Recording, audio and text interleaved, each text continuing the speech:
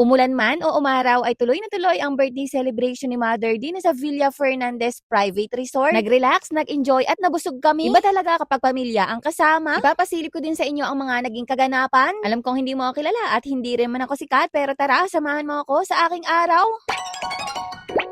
Birthday ni Mother at dinaanan ako din sa bahay dahil may pupuntahan kami sa bayan. Hindi na rin ako masyado nakapag-video. Dini nga ay kasama ko na rin pamangkin ko. Dinaanan ako ng kuya ko at pupunta kami sa balayan. Buti na lang talaga at nasama na sa akin ng batang are. Pagdating namin din sa bahay ay bumagsak na ang malakas na ulan. Pero ulan lamang yan at hindi kami mapipigilan para mag-celebrate ng birthday ni Mother. Nagtubig na din sa harapan ng standby noong dumating kami. Agad kaming sinalubong ng staff para bigyan ng payong dahil umuulan pa. Nag-order agad kami pagkadating at baka magutom ang mga are.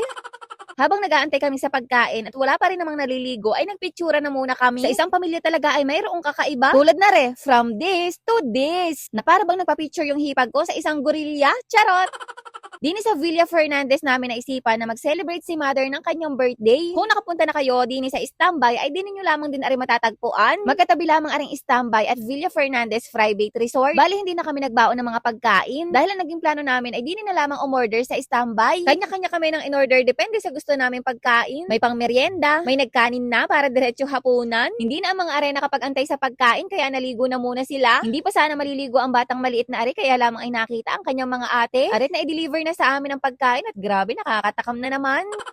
Pinag-umpisa ko ng kumain ang inay at tatay dahil hindi naman sila maliligo. At nung naandinin na lahat ng pagkain, ay tinawag ko na silang lahat. Kakain na muna kami at para matikman nila yung pinapanood nilang mga pagkain sa aking mini vlog. Kapag gusto nyo mag-outing, mag-bonding, mag-celebrate ng birthday, o kung anong ganap man ang gusto nyo ay pwedeng-pwede kayo din eh. Ari yung page nila na pwede nyong i-message. Kung magpapabook kayo or kung may katanungan man. Pagkatapos namin kumain ay nagligpit na ako. Nang biglang dumating aring mga staff ng standby, ay nakakatuwang din mag-celebrate ng birthday dahil may pagarni sila. Bukod sa masarap na pagkain at maayos na serbisyo, ay napaka-generous nila. Kaya maraming salamat po sa buong staff at may-ari ng standby. Ang ganda ng ngiti ni Mother Dini dahil na-surprise ninyo. Habang pinipicturean ko sila ay biglang dumating na si Mister. Pumasok siya sa school kaya nung pagkalabas ay diretso na Dini. Buti na lamang at medyo maaga-aga silang pinauwi. Hindi pa rin ako naliligo dyan dahil inaantay ko si Mister para masamahan ko muna siya sa pagkain. At baka nga hindi rin makaisa. Charot!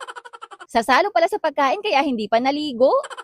Pagkakain ni Mr. ay pinuntahan ko na aring pamangkin ko dahil pupunta muna sandali sa Carlosa yung daddy niya. Tuwang-tuwa siya sa paliligo kaya hindi aring nagliligalig. Hindi man lamang niya hinahanap ang kanyang daddy. Ay kasarap nga pala din ng maligo dahil hindi malamig ang tubig. Kaya pala tumatag ang mga batang ari sa paliligo. Wala akong balak maligo at hindi rin ako nagdala ng damit. Pero dahil kailangan kong bantayan na rin pamangkin ko ay nabasa na rin ako. Sobrang nag-enjoy din ako sa paliligo dyan kahit nasa pangbata lamang. Hindi lamang bata ang nag-enjoy kundi pati ang matatanda. Nakabalik na ulit ang kuya ko kaya umahon na ako sa tubig. Nakakaramdam nga ako ng sakit ng katawan dahil sobrang bigat ng pamangkin ko. Diba nakulayan namin ang banding na to kahit umuulan. Maraming salamat po sa Villa Fernandez. Sobrang nag-enjoy po kami. Happy birthday ulit kay Mother. Ay siya, ari nga lamang ang kwento ko sa inyo. Hanggang din na lamang. Salamat sa pagsama sa aking araw. Salamat sa panonood.